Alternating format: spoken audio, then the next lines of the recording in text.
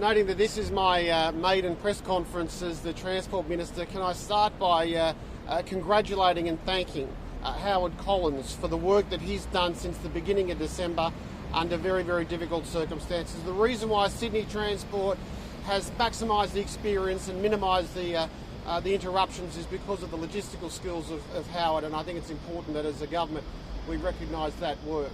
And I also acknowledge and thank the frontline workers of our transport system.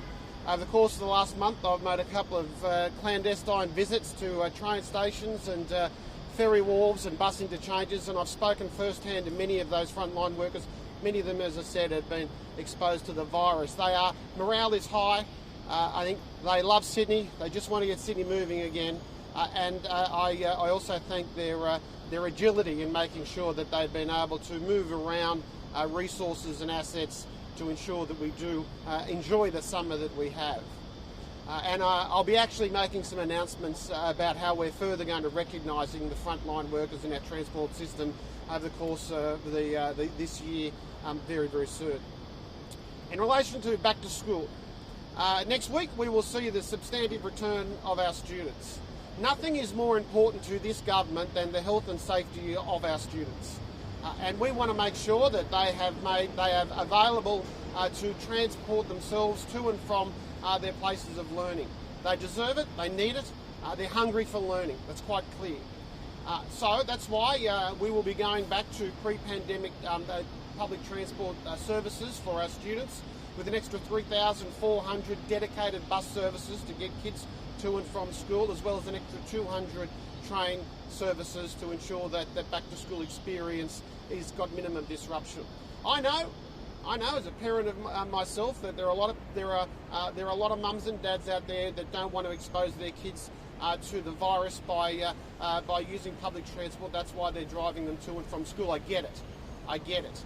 Which is why I specifically appeal to those parents that live close to the schools. Think about walking. Think about riding the bike. The kids riding their bike. I find it absolutely frustrating this morning in my own electorate, seeing families that I know live within 1,500 metres of the school drive their kids to school. It's not necessary.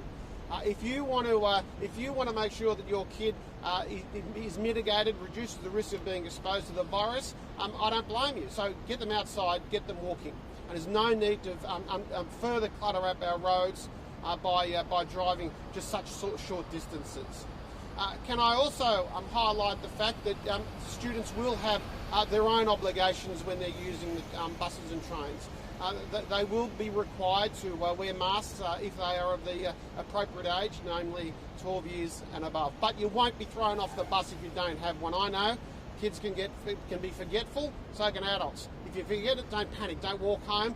Don't be concerned. You'll still be allowed on the bus, but you do have an obligation as a student to ensure that you mitigate the risk and you wear a mask. We hope that no child will be left on a street corner, but we know mistakes happen. I'm confident that the logistic plans that have been put together by Transport New South Wales are suitable. We'll see these kids back into a routine, which we hope will be a short-lived routine, and we can get back to the normal way of living.